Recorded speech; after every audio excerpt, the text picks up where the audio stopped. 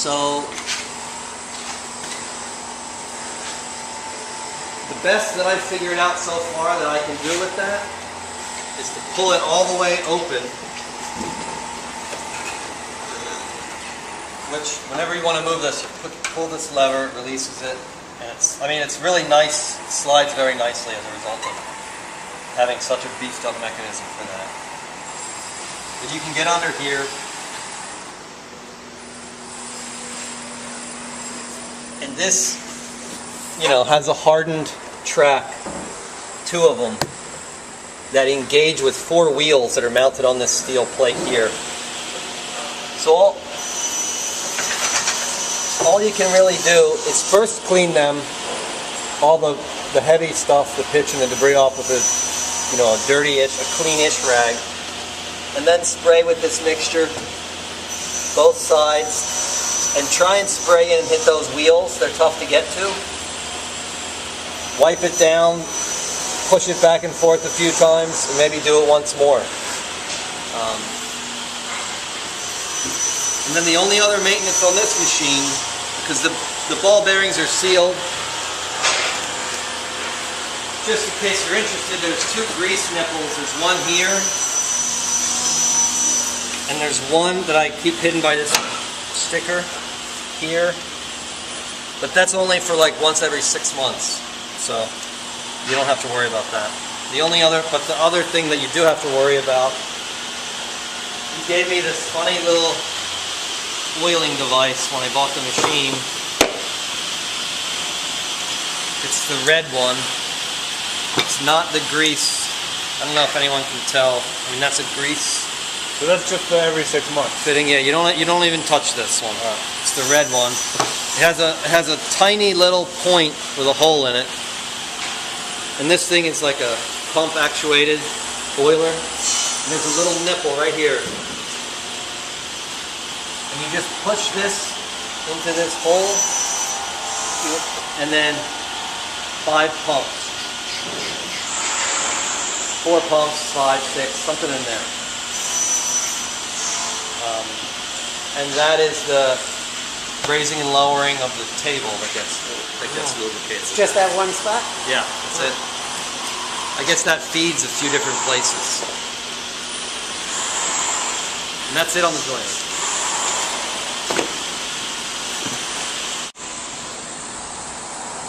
When I first set the machine up, I haven't checked this lately. When I first set the machine up, my test came out with the board slightly, I think it was convex. Very slightly convex. I'm not surprised. And does anybody have that experience milling? It's okay. I mean, it's pretty good. Okay. But when I talked to the guy, Ed Papa, the guy that sold me these machines, and he also comes out to maintain them. If I have a problem or whatever, he told me he recommended not messing with it. And partly because this machine actually has an adjustment, because you can adjust. See this indicator right here? This green dot is in the middle, which theoretically means it's cutting perfectly straight, flat. But with this dial right here,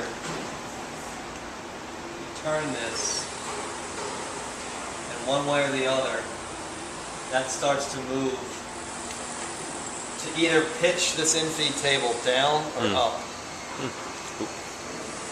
But don't touch that normally. I just touched it. Yeah, don't touch this in normal use. Right. Some people mill boards with a curve intentionally. And I think, there's various reasons. I think some people like to do glue-ups with boards that are slightly convex like that, so that the ends are pinching a little bit more. So I guess the point of that is that if you're having an issue, if you really need it to be dead true, probably 90% of the time what you're doing, the amount that it might be off is negligible and it doesn't matter. But if you do really need to dial it in, you can use this. Okay. And test with a couple boards. Does everyone know the test? What, or at least the way that I know to test is to run 2 boards over the joiner long. First get them pretty true, and then put the setting to a pretty small setting, run them over, and then put the jointed faces together. You could rest them on sawhorses. I just rested them here when I did my test. And you can see, it's because it doubles the error. If there's an error, you double it. If they're, you know, if they're convex, there'll be like a gap in the middle. If they're concave, it'll be I don't know how to do it with my hands like that. But sometimes it's tough to look at. I mean, it's tough to notice. Boards sag. Maybe putting them on here. Maybe ripping the other side straight, putting them on here is the best way to do it. We used to do a thing where you would test it by, if the boards are resting on each other, you push on the end. And if it pivots like around the middle, then you know that the weight is hitting in the middle more. If it pivots on the end, that's probably more true. Right? Is that the way what you know? And lights. And lights, yeah. Look, Yeah, I we mean, do I a lot like of it here lights. because you got all this nice light behind you. You can see the light.